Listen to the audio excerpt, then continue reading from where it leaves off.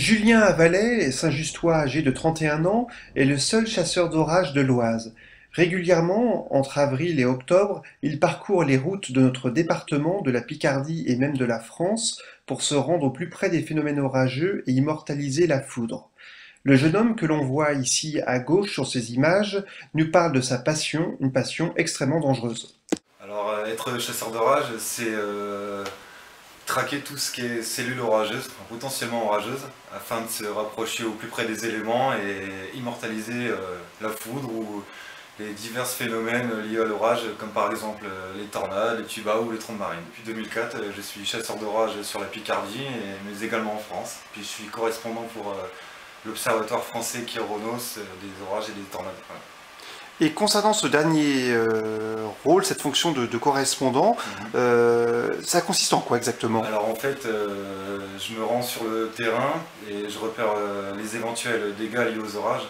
Donc ça peut être les dégâts de la grêle, les dégâts du haut vent. Donc je réunis tous ces éléments et je les transmets à l'observateur qui, eux, les rentrent dans les archives. Vous parcourez jusqu'à combien de kilomètres pour prendre des photos d'orage? Alors en fait, tout dépend de la situation. S'il n'y a pas beaucoup d'orage en Picardie, des fois je peux parcourir 1000 km en 2 jours, hein. Ça ne me fait pas peur.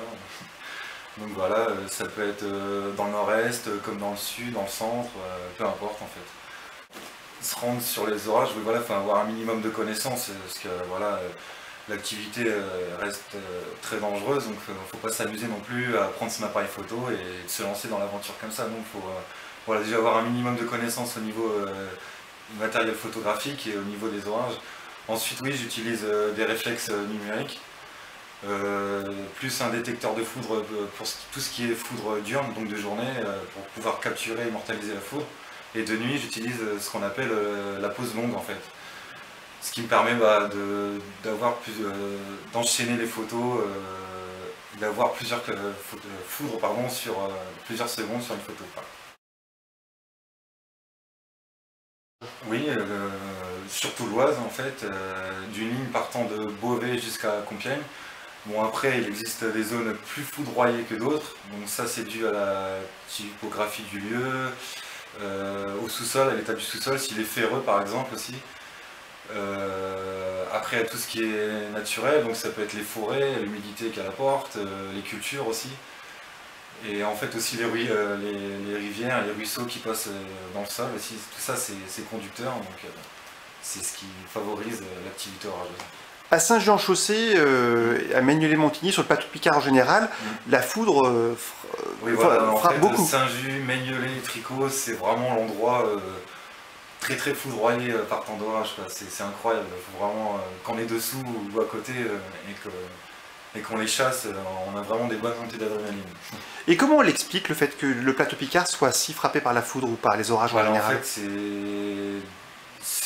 voilà, c'est dû à tout, à la topographie, c'est dû à l'apport d'humidité, c'est dû aussi au conflit de masse d'air. Donc l'air chaud qui rencontre l'air froid. Il y a plein de choses qui, voilà, c'est tout un amalgame, une alchimie en fait qui fait que tel ou tel endroit sera plus propice aux orages qu'un autre. Les tornades, il y en a toujours eu, mais bon, c'est vrai que de temps en temps, il arrive que des tornades se forment. Bon, c'est pas des tornades comme aux États-Unis, hein, bien sûr, mais c'est des tornades on dit de faible intensité, donc qui n'excèdent pas forcément les 200 km/h, voire les 150 km/h, et puis ils ont une durée de vie très courte par exemple. Et la dernière en date, c'était l'année dernière à côté de Beauvais, à Verderel-les-Sauqueuses. Donc bah, au niveau des dégâts, c'était toiture, cheminée, par chance il n'y a pas eu de victimes.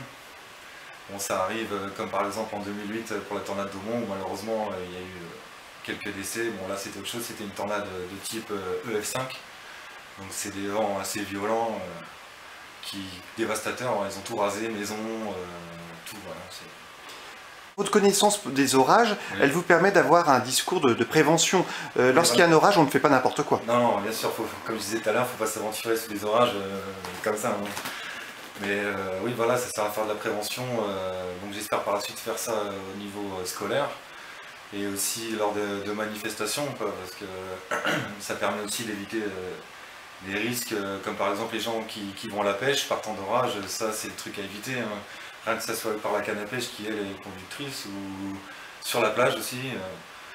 Comme l'eau circule sous le sable, on peut vite se retrouver foudroyé, donc Voilà, c'est ce que je dis aux gens, ou partant d'orage, si vous êtes coincé dans la nature, ou essayez de rentrer dans une voiture, ça constitue l'endroit le plus sûr au monde. Et évitez aussi de vous trouver sous un arbre. Forcément, les arbres sont très foudroyés. Et aussi de faire du jogging. Ça, j'en vois régulièrement lors de mes chasses orageuses. Puis vous trouvez en groupe aussi. Si vous êtes en groupe, il faut vous séparer d'un minimum de 5 à 10 mètres. Comme ça, s'il y en a un qui se fait foudroyer, pour éviter que tout le monde le soit, malheureusement aussi. Alors, je crois qu'il y a des dictons qui sont complètement faux, comme celui qui dit que la foudre ne frappe jamais au même endroit. Oui, alors ça, c'est totalement faux. Non seulement elle retombe toujours au même endroit, et ceci d'année en année, quand la foudre se plaît à un endroit, elle y reste, et voilà, c'est comme ça.